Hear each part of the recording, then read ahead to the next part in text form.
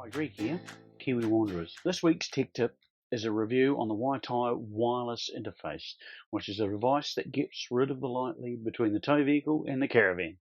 Great tech for all of us.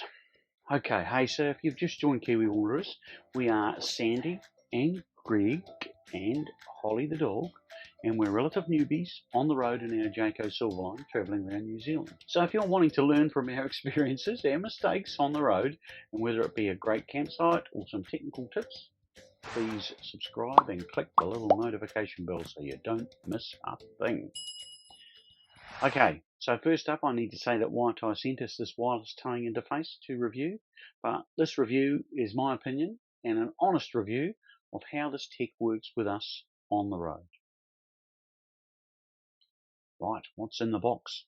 Not too much. We have an RJ45 cable and a little module that has an RJ45 plug in it and a trailer plug that obviously goes straight into your 12-pin, and of course a manual written in English. Well, it's actually Australian actually, which is like Kiwi, but it's a bit underarm. No, that's wrong. It's like Kiwi, but you've just got to read it a bit slow. No. Okay, I should stop with the trans-Tasman banter. Basically, the fact of the matter is the smart arse Aussies have invented this bit of tech, and it's good, so hat off to you. This lighting kit is part of the Waitai suite of caravan stuff, and you need to have the Waitai anti-theft system installed first, which is not a bad thing, having a good quality alarm in your caravan nowadays. So the advantages of installing this. Number one, we get rid of the trailer lead, which is the most common cause of trailer light faults. Number two, we get rid of corroded terminals in the trailer plug through lack of use. Number three, you don't get trailer lead coming out and dragging on the ground and damaging the trailer plugs. We've all been there. Number four, no chance of the lead not getting plugged in, usually someone else's fault. And it's a lot easier to connect up the trailer. If I relied on solar charging for my van batteries, which I do, and I obtained a wireless reverse camera instead of the wired one, I could go from this to this.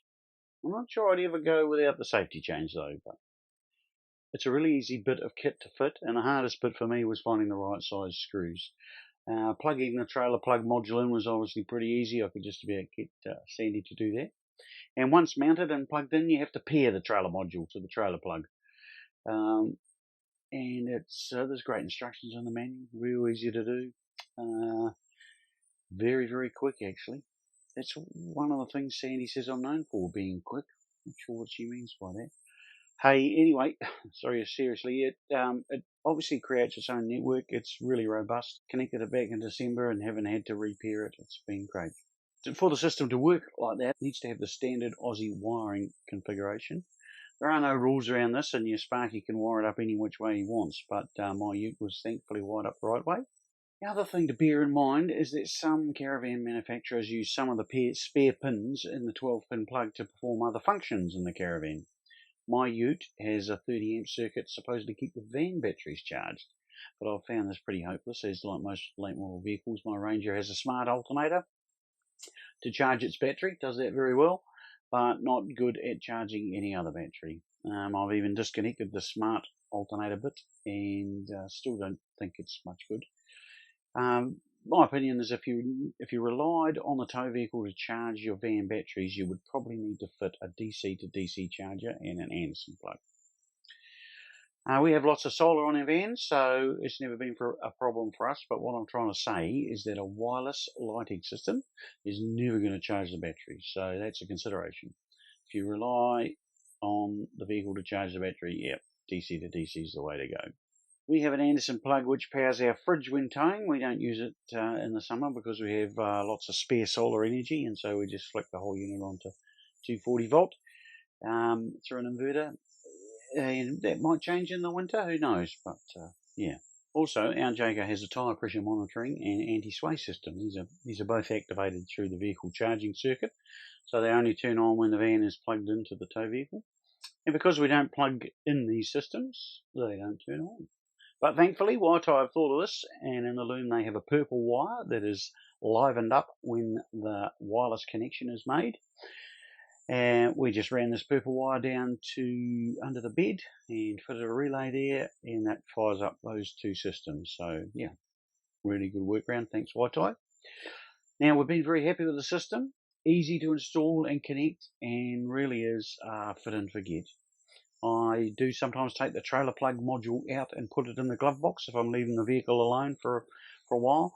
It's been no problem. Just plug it back in. It remembers my caravan. No repairing. Very robust connection, as I said.